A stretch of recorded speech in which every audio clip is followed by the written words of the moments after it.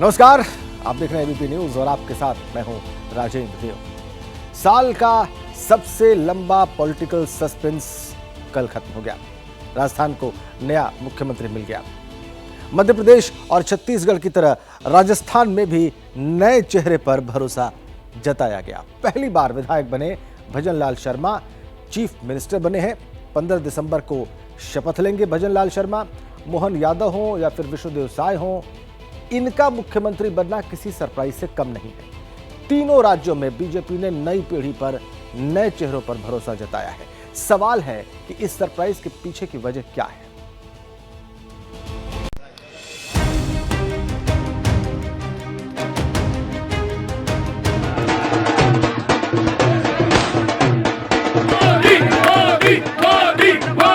नरेंद्र मोदी जी के नेतृत्व में हम राजस्थान का पूरी तरह से सर्वांगीण विकास किसी भी क्षेत्र में हो, निश्चित रूप से हम पूरा करेंगे। मोदी मोदी मोदी मोदी मोदी मोदी मोदी। इनको कोई नहीं पूछता है, उनको मोदी सबसे पहले पूछता है।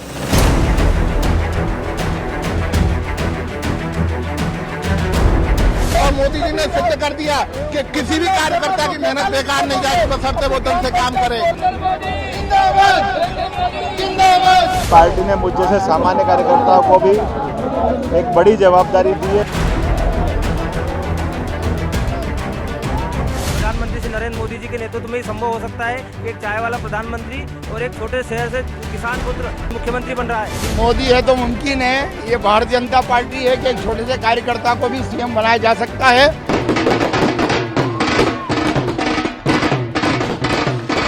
भारतीय जनता पार्टी वास्तव में आदिवासी कौम की चिंता करती है। देश के युवा में ये भरोसा लगातार बढ़ रहा है। बीजेपी ही उसकी आकांक्षाएं समझती है, उसके लिए काम करती है। पहले छत्तीसगढ़ में सरप्राइज, फिर मध्य प्रदेश में सरप्राइज और अब राजस्थान में सरप्राइज। ये तीनों सरप्राइज वाली सियासत के वो नए सुपर सीक्रेट स्टार हैं जिनके सियासी भविष्य के बारे में राजनीति का रट्टा मारने वाले भी कच्चा खा गए। और ये महज संयोग नहीं है, ये राजनीति का मोदी मार का प्रयोग है।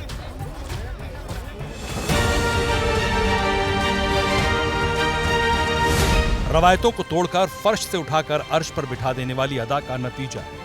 राजनीति में नई लकीर खींचने के लिए विख्यात नरेंद्र मोदी के फैसलों का परिणाम है। मोदी युग वाली बीजेपी में कार्यकर्ताओं का सम्मान है।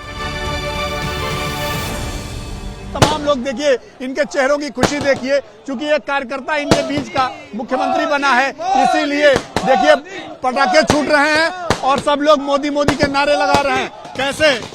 कैसे यहाँ पे पटाखे फोड़े जा रहे हैं। मैं माननीय प्रधानमंत्री जी का धन्यवाद ज्ञापित करता हूं कि ऐसे कार्यकर्ताओं का आज इसी प्रकार से पार्टी के अंदर एक नई विचारधारा, एक नया सिस्टम लागू हुआ है जिससे सभी कार्यकर्ता खुश है। बिल्कुल 15 तारीख की शपथ ग्रहण की सूचना है और उसी दिन हमारे माननीय भजनलाल जी भाई साहब का जन्मदिन भी है, तो उनको एक जन्मदिन का एडवांस तोहफा भी मिला है माननीय मोदी जी के सहयोग से। मोदी है तो मुमकिन है। यही भारतीय जनता पार्टी की खूबी है कि जो कोई नहीं सोचता है वो भारतीय जनता पार्टी करके दिखाती है।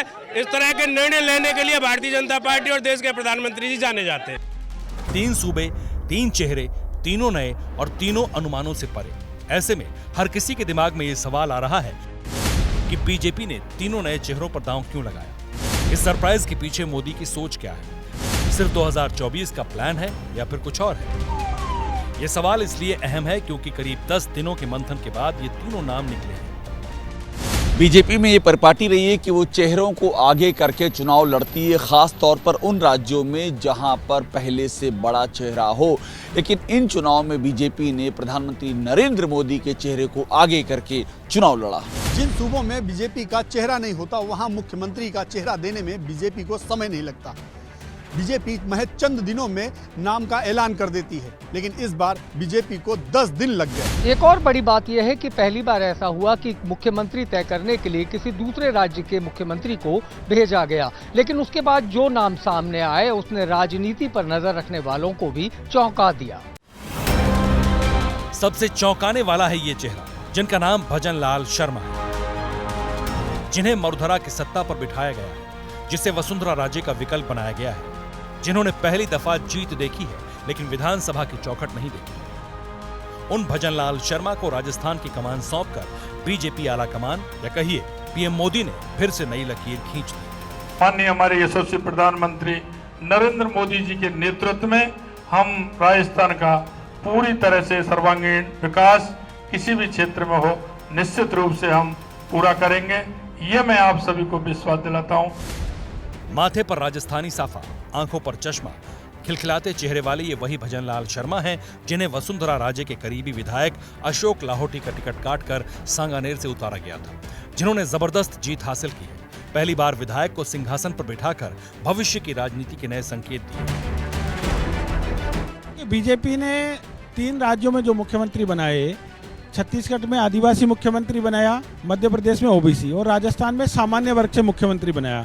अब उनके साथ में लोकसभा चुनाव भी बीजेपी को देखना है। यहाँ पर तो क्षत्रिय राजपूत समाज से दिया कुमारी को उप मुख्यमंत्री बना दिया और प्रेमचंद बैरवा दलित समाज से हैं, उनको उप मुख्यमंत्री बना दिया। तो ब्राह्मण, दलित और क्षत्रिय, ये तीनों का एक कॉम्बिनेशन बनाने की बीजेपी ने कोशिश की। बीजेपी की ये साहस की दाद देनी पड़ेगी या उनकी सोच की दाद देनी पड़ेगी, वो नरेंद्र मोदी जी और अमित शाह जी किस एंगल पर सोचते हैं और कहां पर वो क्या डिसीजन करके उसका क्या फायदा उठाते हैं, ये तो निश्चित रूप से उनकी रणनीति का ही कोई हिस्सा है और उसमें अभी तक वो कामयाब भी हुए हैं।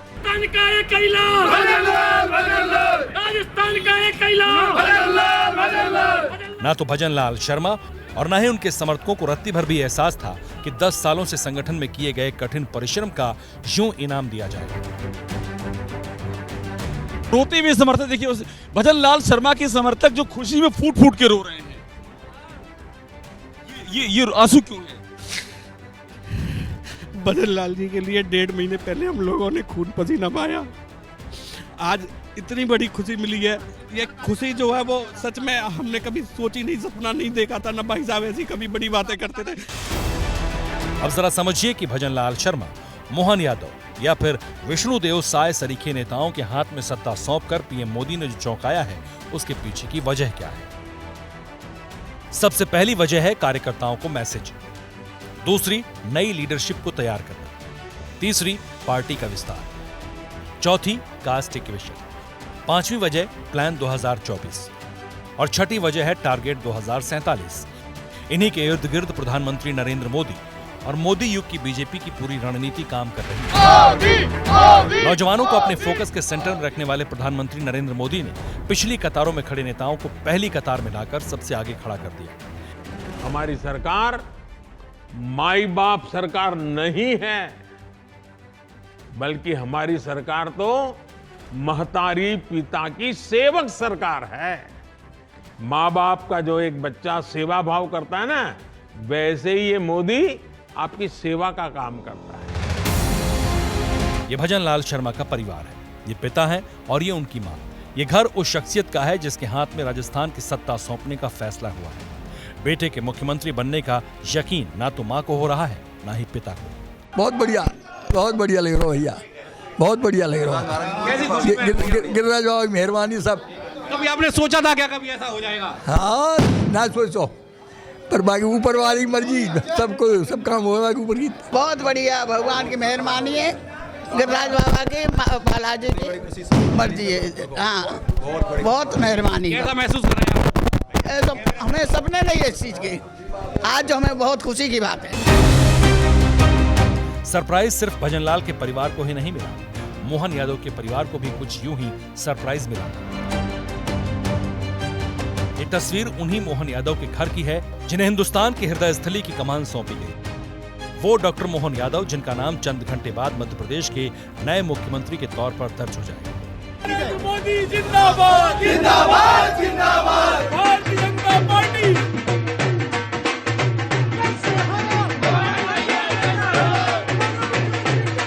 एक अनकहे ख्वाब की हकीकत में बदल जाने वाली ये खुशी, एक सामान्य से कार्यकर्ता को शीर्ष पर बिठा दिए जाने का आनंद है और ये हर चेहरे पर है।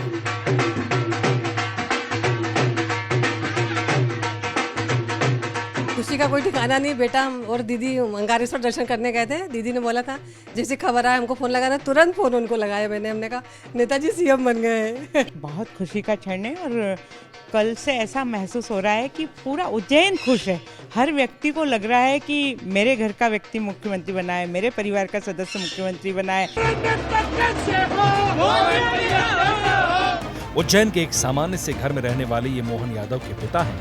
उम्र के आखिरी पड़ाव पर खड़े पूनम चंद यादव आह्लादित हैं। मैंने कभी सोचा भी नहीं था कि मुख्यमंत्री बन जाए, परमात्मा की मेहरबानी।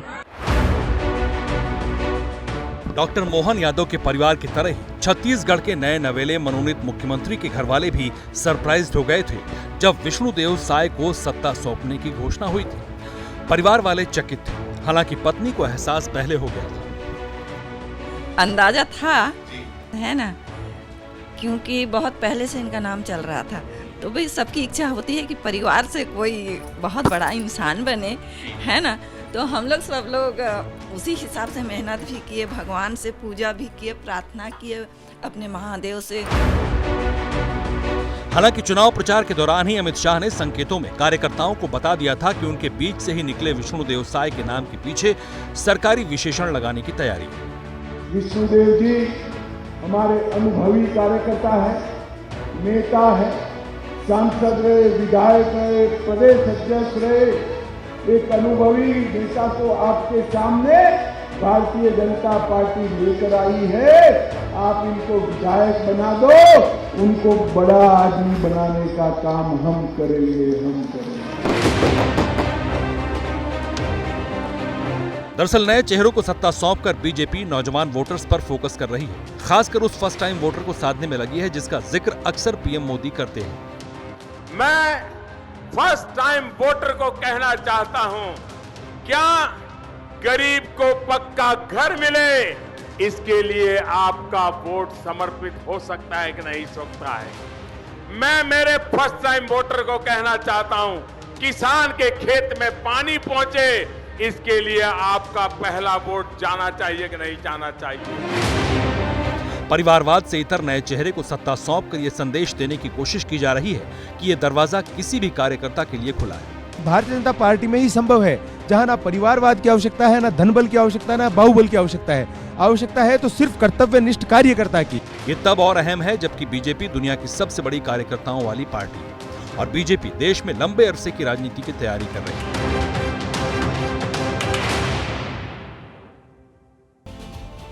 तो प्रधानमंत्री मोदी ने ये साफ कर दिया है कि कोई भी शख्स देश का प्रधानमंत्री बन सकता है। दरअसल बीजेपी कार्यकर्ताओं को विश्वास में लेकर पार्टी का विस्तार करने में जुटी है। बीजेपी विरोधियों के प्लान को ध्वस्त करने के लिए प्रधानमंत्री मोदी ने जो नया एक्शन प्लान तैयार किया है, ये नए चेहरे उसी का हिस्सा हैं, क्योंकि इन नए नए मुख्यमंत्रियों के जरिए बीजेपी नई लीडरशिप तैयार कर रही है।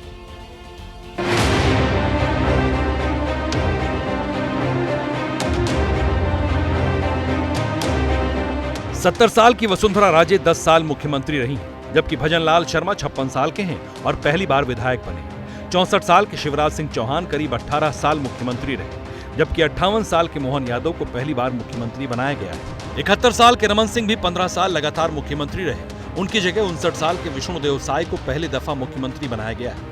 अटल आडवाणी की युग से आगे बढ़ चुकी बीजेपी अब मोदी और शाह की मौजूदगी में नई लीडरशिप तैयार कर रही है। ऐसे नेता तैयार किए जा रहे हैं जो भविष्य में भगवा पार्टी के सर्वेसर्वा होंगे, क्योंकि बीजेपी इस यकीन पर काम कर रही है कि उसे अगले 3 दशक तक सत्ता में रहना है। 5-10 साल में भारत को महान बनने की प्रक्रिया नहीं होती। 30 साल तक पंचायत से लेकर पार्लियामेंट तक भारतीय जनता पार्टी आती है, तभी भारत माता को विश्व गुरु के स्थान पर हम बैठा हुआ देख सकते हैं। नए चेहरों के आसरे बीजेपी इस लक्ष्य को कैसे पूरा करेगी? क्या है बीजेपी का 2047 का प्लान? ये हम आपको बताएंगे, मगर उससे पहले जान लीजिए कि इन 3 चेहरों के जरिए बीजेपी ने कैसे जातीय समीकरण को साधने की कोशिश की। राजस्थान के भावी मुख्यमंत्री भजनलाल शर्मा ब्राह्मण हैं, मध्य प्रदेश के मुख्यमंत्री मोहन यादव ओबीसी हैं, जबकि विष्णुदेव साय यानी कि छत्तीसगढ़ के मुख्यमंत्री वो आदिवासी समाज से आते हैं और इन तीनों का ही एक अच्छा खासा वोट बैंक बनता है। आगे बढ़ेंगे एक बड़ी अपडेट के साथ। भजनलाल शर्मा को सीएम बनाने पर पूर्व मुख्यमंत्री वसुंधरा राजे ने बधाई दी है। एक्स पर पोस्ट करके उन्होंने हार्दिक बधाई दी है। राज्य को नई ऊंचाइयों पर ले जाएंगे, ये लिखा है उन्होंने। पीएम मोदी का कुशल मार्गदर्शन उन्हें मिलेगा। दिया कुमारी प्रेमचंद को डिप्टी सीएम बनने पर भी उन्होंने बधाई दी है, एक्स पर पोस्ट करके। वसुंधरा राजे सिंधिया पिछले कुछ दिनों से लगातार चर्चाओं के केंद्र में थी, विशेषकर बीजेपी के विधायकों से मुलाकात के बाद। लेकिन अब जबकि मुख्यमंत्री मनोनीत हो गए हैं तो उन्होंने एक्स पर पोस्ट करके बधाई दी है। जैसे ही मध्य प्रदेश के नए मुख्यमंत्री का ऐलान हुआ, देश चौंक गया। वो नाम था मोहन यादव का। तकरीबन 18 साल तक सीएम की कुर्सी पर बैठने वाले शिवराज सिंह के हाथ खाली रह गए। शिवराज ने कोई शिकायत तो नहीं की, लेकिन जब वो औपचारिक विदाई लेते हुए प्रेस कॉन्फ्रेंस करने आए तो रह रहकर सीएम न बन पाने की टीस उनके चेहरे और उनके बयानों में साफ दिखाई दे रही थी। हर बात में मध्य प्रदेश की बागडोर हाथ से निकल जाने की कसक साफ दिखाई दे रही थी। सोशल मीडिया पर भी शिवराज के इस दर्द को गाने के जरिए पेश किया जा रहा है। अपने लिए कुछ मांगने जाने से बेहतर मैं मरना समझूंगा।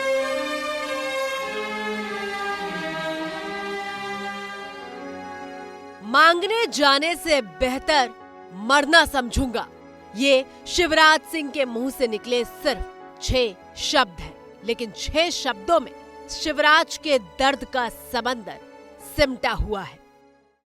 अपने लिए कुछ मांगने जाने से बेहतर मैं मरना समझूंगा, मैं मरना समझूंगा। मध्य प्रदेश का सीएम बनने की टीस के निशान शिवराज के चारों तरफ दिखाई दिए और उसी का हिस्सा है अगली तस्वीर। करीब 18 साल के सीएम शिवराज सिंह ने सोमवार को अपना इस्तीफा दे दिया। इस्तीफा देने के बाद कुछ महिलाएं उनसे मुलाकात करने पहुंची तो फपक फपक कर रो पड़ी। आप सबके चाहते हो और बहन की हर मध्य प्रदेश में एक बैठ के चाहते हो आप। शिवराज उन्हें गले लगाकर ढांढस बंधा रहे थे, लेकिन तस्वीरों में वो खुद भी भावुक नजर आ रहे थे। वो वाली बात नहीं है, लेकिन बात जी है। मध्य प्रदेश में बीजेपी की ऐतिहासिक जीत के बावजूद शिवराज का सीएम ना बनना मोदी का वो सरप्राइज है जिसे शिवराज और उनके समर्थकों को पचाने में वक्त लगेगा। शिवराज सहयोग की बातें तो कर रहे हैं, लेकिन सीएम ना बनने पर ठेस तो उन्हें पहुंची। मन में कभी मेरे दुर्भावना नहीं रही। अगर कोई काम किए, फैसले किए भी तो कर्तव्य के भाव से किए, और वो फैसला लेने से कहीं किसी को तकलीफ पहुंची हो, जनता को, सहयोगियों को, साथियों को, सब मित्रों को, तो मैं उसके लिए भी क्षमा प्रार्थी हूं।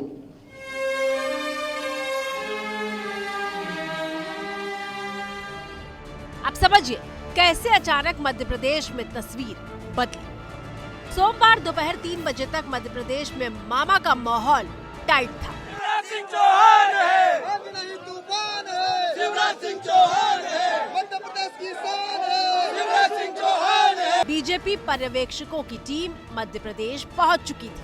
हरियाणा के सीएम मनोहर लाल खट्टर विधायकों के बीच मौजूद थे। मीटिंग की जो पहली तस्वीर सामने आई तो शिवराज का चेहरा दिखाई दिया। उनका चेहरा मुरझाया हुआ था और ऐसा लग गया कि बाजी पलटने वाली है। कुछ देर बाद तस्वीर साफ हो गई जब नाम का ऐलान हुआ। मिठाई खिलाने का दौर शुरू हुआ। मोहन यादव मध्य प्रदेश के नए सीएम बनने जा रहे थे। शिवराज गुलदस्ता देकर उनका स्वागत तो कर रहे थे, लेकिन चेहरे पर मायूसी का मंजर था। इसके बाद शिवराज के पास कोई चॉइस नहीं थी। वो राजभवन गए, अपना इस्तीफा सौंपा। शिवराज की इस तस्वीर के साथ सोशल मीडिया भर गया और उनकी अलग अलग तरह की रील वायरल होने लगी। शिवराज बेहद विनम्र स्वभाव के नेता हैं। वो कभी पार्टी के फैसले के खिलाफ नहीं जाएंगे, ये बात वो कई दफा कह भी चुके हैं। मगर मंगलवार को जब वो पत्रकार वार्ता करने आए तो उनके तेवर में तल्खी साफ दिखाई दे रही थी। जो संदर्भ था वो ये था कि बाकी दिल्ली में है, आप दिल्ली जाएंगे क्या। एक बात मैं बड़ी विनम्रता के साथ कहता हूं कि अपने लिए कुछ मांगने जाने से बेहतर मैं मरना समझूंगा। वो मेरा काम नहीं है, और इसलिए मैंने कहा था मैं दिल्ली नहीं जाऊंगा। अब सवाल यह है कि क्या शिवराज को पहले ही इस बात का इल्म हो गया था कि उन्हें सीएम की कुर्सी नहीं मिलेगी, या फिर शिवराज उम्मीद के सहारे सत्ता के सिपाही बने हुए थे? मैं मुख्यमंत्री का दावेदार ना तो पहले कभी रहा और ना आज हूं। मैं एक कार्यकर्ता के नाते सदैव भारतीय जनता पार्टी मुझे जो भी काम देगी उस काम को समर्पित भाव से अपनी संपूर्ण शक्ति, क्षमता और प्रामाणिकता, ईमानदारी से सदैव करता रहूंगा। शिवराज सिंह चौहान के सीएम की रेस से बाहर हो जाने का पहला संकेत उस वक्त मिला जब बीजेपी ने उनके चेहरे पर चुनाव न लड़ने का फैसला किया। अमूमन होता यह है कि जहां जो सीएम होता है उसके चेहरे को आगे रखा जाता है, लेकिन मध्य प्रदेश में ऐसा नहीं हुआ था। अब सवाल यह है कि शिवराज सिंह सीएम तो नहीं बने तो अब करेंगे क्या? पार्टी अपने इतने वरिष्ठ नेता को कोई बड़ी जिम्मेदारी देगी या फिर शिवराज मार्गदर्शक मंडल में चले जाएंगे? इन्हें कहा शिवराज सिंह जी ने कि मैं दिल्ली जाने में इंटरेस्टेड नहीं हूं, मैं मध्य प्रदेश में ही रहूंगा। तो ऐसी स्थिति में यदि ये दिल्ली जाने का इन्हें आदेश होता है कि वो केंद्रीय मंत्री बना दिए जाएं, तो मेरा ख्याल है जाएंगे शिवराज जी और केंद्रीय मंत्री का पदभार संभालेंगे, क्योंकि अभी तक शिवराज सिंह चौहान के बारे में जो एक धारणा रही है कि संगठन यदि उनसे कोई बात कहता है तो वो उसे मानते हैं, कभी उसका प्रतिरोध नहीं करते हैं। शिवराज सिंह चौहान के भविष्य को लेकर 3 भूमिकाओं की चर्चा हो रही है। पहली, शिवराज को राष्ट्रीय राजनीति में लाया जा सकता है। दूसरी, केंद्र में मंत्री बनाया जा सकता है। तीसरी, पॉलिटिकल कॉरिडोर में जिस बात की चर्चा सबसे ज्यादा है वो ये कि जेपी नड्डा के बाद पार्टी शिवराज को राष्ट्रीय अध्यक्ष बना सकती है। तो मध्य प्रदेश में बीजेपी तो जीत गई, लेकिन मामा सीएम की रेस हार गए। वैसे एमपी में चुनाव जीतने के बाद बड़ी तेज चर्चा हो रही थी कि 2024 के आम चुनाव के पहले बीजेपी रिस्क नहीं लेगी और सीएम का तोहफा शिवराज को मिलेगा। तो अब सवाल यह है कि ऐसा हुआ क्यों नहीं? 64 साल के शिवराज सिंह चौहान जमीन से जुड़े नेता माने जाते हैं, जिन्होंने छात्र राजनीति से लेकर सीएम तक का सफर तय किया है। मध्य प्रदेश के इतिहास में शिवराज सिंह इकलौते हैं जो 4 बार सीएम बने। 2005 में शिवराज पहली बार सीएम बने थे, जबकि शिवराज 1972 से ही यानी सिर्फ 13 साल की उम्र से आरएसएस से जुड़े हुए हैं। 1990 में पहली बार बुधनी से विधायक बने थे। शिवराज सिंह चौहान मध्य प्रदेश के पहले ओबीसी सीएम हैं जो सबसे लंबे समय तक मुख्यमंत्री रहे। उनके नाम तो बीजेपी में भी सबसे लंबे समय तक सीएम बने रहने का रिकॉर्ड है। मैं शिवराज सिंह चौहान इस बार की शपथ लेता हूँ। जब शिवराज वरिष्ठ भी हैं और परफॉर्मिंग सीएम भी, फिर उन्हें मुख्यमंत्री क्यों नहीं बनाया गया? दरअसल पार्टी आने वाले 20 सालों के लिए नया नेतृत्व तैयार कर रही है और इसी क्रम में शिवराज सिंह चौहान को मुख्यमंत्री नहीं बनाना तय किया गया। इस चुनाव में बहुत मेहनत की, लेकिन भारतीय जनता पार्टी अब इन तीनों राज्यों में, मध्य प्रदेश, छत्तीसगढ़ और राजस्थान में, एक नया नेतृत्व देना चाहती थी। और इसलिए ये तय था कि अगर भारतीय जनता पार्टी की तीनों राज्यों में जीत होती है और धमाकेदार जीत होती है, और चूंकि पूरा चुनाव सामूहिक नेतृत्व में लड़ा गया था, प्रधानमंत्री नरेंद्र मोदी जी ने सीधा चुनाव अपने नाम पर, अपनी गारंटी पर लड़ा था, तो ये पहले तभी से तय हो गया था कि चुनाव जीतने के बाद तीनों राज्यों में नए चेहरे आएंगे। बीजेपी अपने इस बदलाव की पिक्चर को कंप्लीट करने के लिए मोहन यादव को सामने लेकर आई। डॉक्टर मोहन यादव ओबीसी बिरादरी से आते हैं। जिस बिरादरी से शिवराज सिंह आते हैं, यानी बीजेपी ने मोहन यादव को कमान देकर जाति के समीकरण तो साध लिए। 58 साल के मोहन यादव शिवराज सरकार में शिक्षा मंत्री रह चुके हैं। मोहन यादव साल 2013 से उज्जैन दक्षिण से लगातार 3 बार विधायक रहे हैं। मोहन यादव एमपी में हिंदुत्व का चेहरा माने जाते हैं। जानकारों की माने तो बीजेपी ने एक तीर से कई निशाने कर दिए हैं। आने वाले दिनों में लोकसभा चुनाव हैं और मोहन यादव को मुख्यमंत्री बनाकर 3 राज्यों पर इसका सीधा असर देखने को मिलेगा। उत्तर प्रदेश, हरियाणा, बिहार, इन तीनों में यादवों का बहुत बड़ा वोट बैंक है जो अभी तक बीजेपी के साथ नहीं था। लेकिन अब संभवतः हो सकता है। एक तो उनका भाग्य था, वो जो यादव जाति में पैदा हुए, तो यादव जाति में पैदा होना ही उनका भाग्य बन गया। क्योंकि भाजपा एक मध्य प्रदेश में एक यादव नेता को आगे करके उत्तर प्रदेश और बिहार में जो पिछड़े वर्गों में जो यादव वर्चस्व है उसमें सेंध लगाना चाहती है। क्योंकि बिहार में तेजस्वी यादव सबसे बड़े नेता हैं यादवों के, उत्तर प्रदेश में अखिलेश यादव सबसे बड़े नेता हैं यादवों के। ऐसे में मोहन यादव को एक मुख्यमंत्री बना करके भाजपा ये संदेश देना चाहती है कि हमने एक साधारण यादव परिवार में जन्मे व्यक्ति को मुख्यमंत्री बनाया है,